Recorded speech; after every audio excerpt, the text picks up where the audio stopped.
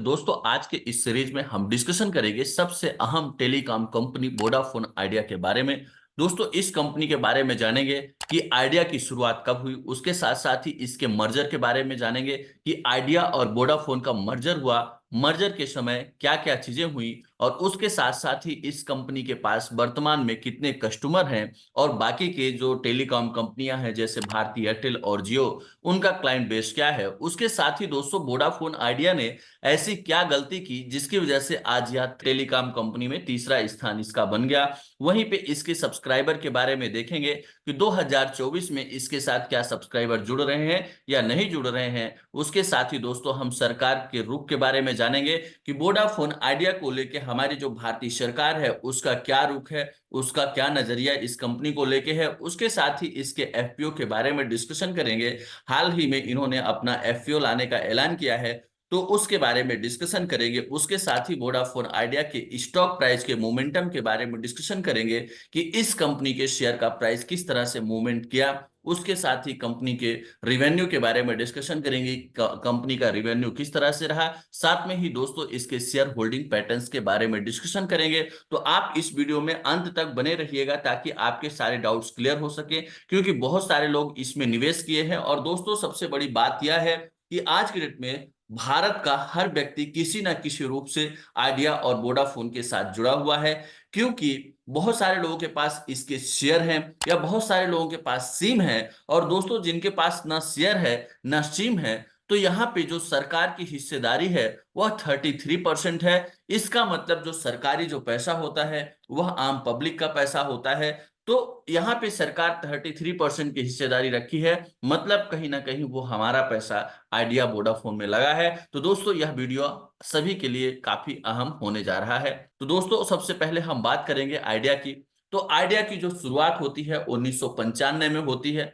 सबसे पहले आप आइडिया की शुरुआत देखेंगे 1995 में हुई। यह आदित्य बिरला समूह की एक कंपनी होती है। और दोस्तों 1996 में यह अपने जो बिजनेस कारोबार है टेलीकॉम की, अगर आप देखें तो अमेरिकन की टेलीकॉम कंपनी के साथ यह ज्वाइंट वेंचर्स पे साइन करते हैं और वह अपना व्यवसाय बढ़ाते हैं, क्योंकि अमेरिका में जो टेलीकॉम सेक्टर का बिजनेस था वह काफी पहले से चल रहा था। तो आइडिया जो वोडाफोन है उन्होंने अमेरिका की the American telephone and telegraph company के साथ ज्वाइंट वेंचर पे साइन करते हैं और यह अपना बिजनेस को बढ़ाते हैं। उसके साथ ही दोस्तों आप देखेंगे सन 2000 में कंपनी अपने आप को भारत में विकसित करना चाहती थी, जिसके लिए वह टाटा सेलुलर लिमिटेड के साथ मर्जर करती है।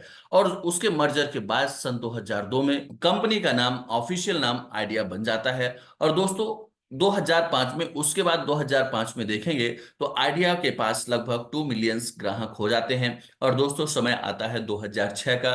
2006 में जो ये अमेरिका की कंपनी थी और उसके साथ साथ टाटा सेलुलर लिमिटेड, ये दोनों इससे अलग हो जाते हैं। अब आइडिया के जो इकलौते अगर ऑनर देखा जाए, शेयर धारकों में देखा जाए, तो केवल आदित्य बिरला समूह का ही यहाँ पे एक तरफा मालिकाना हो जाता है। दोस्तों आप देखेंगे कि एक तरफा मालिकाना होने के बाद अब दौर आता है लगभग 2017 का। 2017 में एक न्यूज सामने निकल के आती है जिसमें बताया जाता है कि आइडिया और वोडाफोन का मर्जर होगा।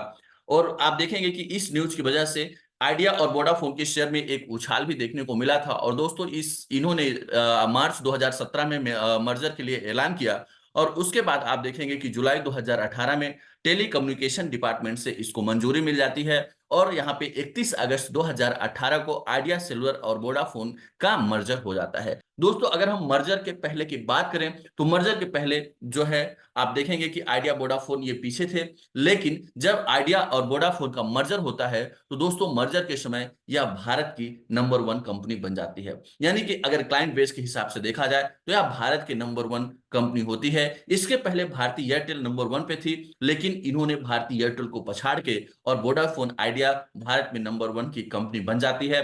दोस्तों अगर मर्जर के समय की बात करें तो आइडिया वोडाफोन के पास 39 करोड़ के ग्राहक थे, यानी कि इनके पास 39 करोड़ कस्टमर्स थे।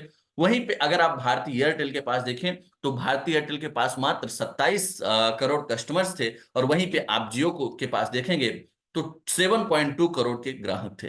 यानी कि अगर आप कंपेयर करें तो 2018 यानी कि जब इनका मर्जर हुआ तो मर्जर के टाइम में 2018 में आइडिया वोडाफोन भारत की सबसे बड़ी कंपनी थी। आप देखेंगे द टाइम्स ऑफ इंडिया में छपे लेख के हिसाब से बताया गया कि जो आइडिया वोडाफोन है वह भारत की सबसे टॉप कंपनी में शामिल है। दोस्तों अगर वर्तमान में इनके ग्राहक की संख्या देखी जाए तो जियो के पास 470 मिलियन कस्टमर्स हैं, वहीं पे भारती एयरटेल के पास और वोडाफोन आइडिया के पास 127 मिलियन कस्टमर्स हैं। यानी कि आप वो 2018 का समय देख सकते हैं और आज का समय देख सकते हैं कि जो जियो था वो थर्ड रैंक पे था और थर्ड रैंक से जियो फर्स्ट पे आ गया और जो फर्स्ट पे था वह थर्ड पे आ गया। तो दोस्तों ये मायने नहीं रखता कि आप किस स्थान पे है, मायने ये रखता है कि आप किस तरह से अपने आप को उस स्थान पे मेंटेन कर पाते हैं। यह थर्ड रैंक पे फर्स्ट रैंक पे आइडिया वोडाफोन कंपनी थी और इन्होंने ऐसी क्या गलतियां की जिसकी वजह से आज कंपनी की ये स्थिति हो चुकी है। तो आप देखेंगे कि जो यहाँ पे एक बड़ा कंपटीशन आया, यानी कि जो जियो था वह लो कॉस्ट का डेटा प्लान्स लेके आया और उस समय जो वोडाफोन आइडिया था उसको रिस्पॉन्स नहीं दिया, उसको रिस्पेक्ट नहीं दिया और उसमें कोई फेरबदल नहीं किया। और आप देखेंगे कि ये जो लो कॉस्ट डेटा प्लान की इस वजह से आइडिया वोडाफोन को काफी ज्यादा नुकसान उठाना पड़ा और आइडिया वोडाफोन के कस्टमर्स जियो में शिफ्ट होते गए। दोस्तों उसके साथ ही देखेंगे इनके ऊपर बहुत सारा कर्ज था और बहुत सारा कर्ज होने की वजह से ये कंपनी अपने आप को डेवलप नहीं कर पाई, अपने आप को विकसित नहीं कर पाई। ये इनोवेट करना तो चाहते थे लेकिन इनके ऊपर इतना कर्ज हो गया कि ये अपने आप को इनोवेट ही नहीं कर पाए। उसके साथ साथ आप देखेंगे नेटवर्क क्वालिटी एंड सर्विसेज, इनका जो नेटवर्क क्वालिटी था काफी स्लो था, डेटा की स्पीड बहुत कम थी, यहाँ पे कॉल ड्रॉप हो जाते थे, पुअर कनेक्टिविटी थी, जिसकी वजह से भी काफी सारे कस्टमर्स आइडिया एंड वोडाफोन को छोड़ के गए। और वहीं पे आज की डेट में अगर आप देखें 2024 का जनवरी और फरवरी का डेटा उठा के, तो यहाँ पे अगर आप जनवरी में देखें तो लगभग 15 लाख कस्टमर इनको छोड़ के गए और वहीं पे फरवरी में 10 लाख कस्टमर्स आइडिया और वोडाफोन को छोड़ के गए। उसके साथ ही देखें अगर दोस्तों यहाँ पे सरकार का रुख, क्योंकि गवर्नमेंट जो होती है उसका रुख बहुत ही इंपॉर्टेंस होता है, तो अगर यहाँ पे देखें तो आज की डेट में जो आइडिया वोडाफोन कंपनी है उनके ऊपर 2.2 लाख करोड़ रुपए का कर्ज है, यानी कि इनके ऊपर एक बहुत बड़ा कर्ज है। अब ये कंपनी क्या हो रहा था, भारी घाटे का सामना कर रही थी, तो उसको क्या किया जो गवर्नमेंट है, क्या था कि गवर्नमेंट से भी इन्होंने कर्ज लेके कंपनी में पैसा लगाया था, लेकिन ये इसको चुका लेने की कंडीशंस में नहीं आते हैं।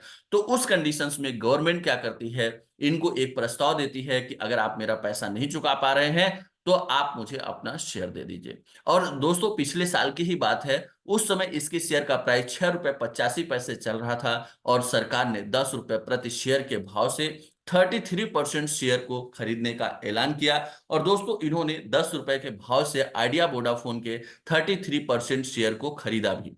आप देखेंगे 33% शेयर खरीदे और अगर एक रिपोर्ट, अगर द टाइम्स ऑफ इंडिया के रिपोर्ट के मुताबिक देखा जाए तो सरकार ने मन बना के रखा है कि हम आइडिया और वोडाफोन में 33% की जो हिस्सेदारी है उसको बना के रखेंगे। यानी कि आप देखेंगे कि यहाँ पे आइडिया वोडाफोन में 33% की हिस्सेदारी आज के दिन में गवर्नमेंट की हो चुकी है। वहीं पे दोस्तों अगर इसके एफपीओ की बात करें तो मनी कंट्रोल पे छपे एक न्यूज के हिसाब से आप देखें तो इसमें बताया गया है कि आइडिया वोडाफोन जो है वो 18,000 से 20,000 करोड़ रुपए जुटाने की तैयारी में है। लेकिन दोस्तों अभी हाल में ही आज एक न्यूज छप के आई है जिसमें बताया गया है कि फाइनली ये 18,000 करोड़ रुपए का एफपीओ मार्केट में लेके आ रहे हैं और इसका जो ओपनिंग डेट होगा लगभग 18 अप्रैल के आसपास से इसका ओपनिंग डेट रखा गया है। इसके पहले एक एफपीओ आया था एस बैंक का, दोस्तों इसका जो साइज था वो 15,000 करोड़ रुपए था, लेकिन उससे बड़ा भारत का अगर देखें तो सबसे बड़ा एफपीओ वोडाफोन आइडिया मार्केट में लेके आ रही है। आप ये देख सकते हैं मनी कंट्रोल के न्यूज के हिसाब से।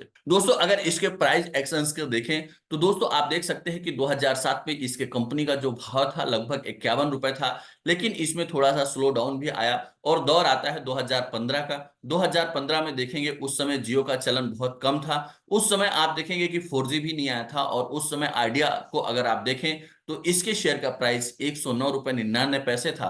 लेकिन जैसे ही 2016 में इनका 4G आता है तो देखेंगे कि इस कंपनी को काफी ज्यादा मार झेलनी पड़ी और आप देखेंगे कि 2023 में इसके शेयर का प्राइस 6 रुपए 90 पैसे हो जाता है और आज के रेट में अगर आप देखेंगे तो एक अप मूव तो देखने को मिला था और इसका भाव लगभग 117 रुपए के आसपास आया था, लेकिन फिर से यहाँ पे करेक्शन देखने को मिल रहा है और आज की डेट में इसके शेयर का भाव 12 रुपए 90 पैसे हो गया है। दोस्तों वहीं पे अगर इस कंपनी के मार्केट कैप की देखें बात करें तो लगभग 64,000 करोड़ रुपए का इनका मार्केट कैप है, लेकिन वहीं पे 2 लाख करोड़ रुपए से ज्यादा इनके ऊपर कर्ज है। दोस्तों अगर इस कंपनी के रिवेन्यू की बात करें कि रिवेन्यू कैसा रहा, तो आप देखेंगे कि 2019 में कंपनी को लगभग 14,000 करोड़ रुपए का नुकसान झेलना पड़ा, तो घाटे में कंपनी थी। और 2020 में एक बड़ा घाटा होता है 73,000 करोड़ रुपए का। फिर आप देखेंगे 21 में 46,000 करोड़, 22 में 28,000 करोड़, 23 में 29,000 करोड़, और ओवरऑल देखें तो कंपनी अभी भी लॉस मेकिंग कंपनी ही बनती जा रही है। अगर यहाँ पे हम इसके शेयर होल्डिंग पैटर्न्स की बात करें, तो यहाँ पे प्रमोटर्स की शेयर होल्डिंग जो है 50% की है, वहीं पे एफआईआई की शेयर होल्डिंग आप देखें तो 2.27% है, और डीआई की 36.23% की है, और वहीं पे पब्लिक की आप देखें तो 11.14% की होल्डिंग है। यानी कि दोस्तों आप देखेंगे कि सबसे बड़ा, अगर यहाँ पे प्रमोटर्स वाइज देखें तो 33% का स्टेक गवर्नमेंट के पास है, और यहाँ पे डीआईआई जो है वो अच्छा खासा पैसा लगा के रखे हैं। तो दोस्तों ये हमारा जो एक अगर आप देखें तो ये मेरा ओवरव्यू था। मेरा मतलब ये होता है कि हम आपको सारी चीजें कंपनी के बारे में बताएं, ताकि आप खुद से इस डिसीजन पे पहुंच सकें कि हमें इस कंपनी के शेयर में निवेश करना चाहिए या नहीं करना चाहिए। और दोस्तों ये भी आपको इसमें ध्यान रख के चलना है कि गवर्नमेंट का 33% का इसमें स्टेक है,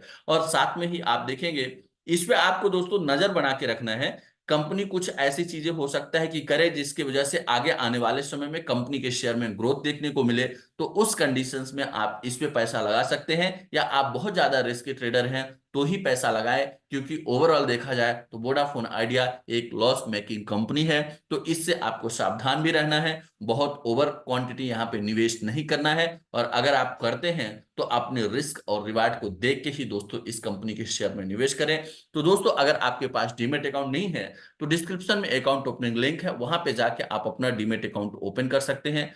ओपन करते समय अगर कहीं पे आपको दिक्कत आती है तो आप हमारे ऑफिशियल नंबर पे संपर्क कर सकते हैं। साथ में ही अगर आप हमारा ऑनलाइन कोर्स ज्वाइन करना चाहते हैं और आपको कोई दिक्कत आती है ज्वाइनिंग में, तो आप हमारे ऑफिशियल नंबर 8269154009 पे संपर्क कर सकते हैं। साथ में ही दोस्तों इस तरह के लेटेस्ट अपडेट पाने के लिए आप चैनल को सब्सक्राइब करें, लाइक करें, साथ में बेल आइकन प्रेस करें। धन्यवाद, नमस्कार।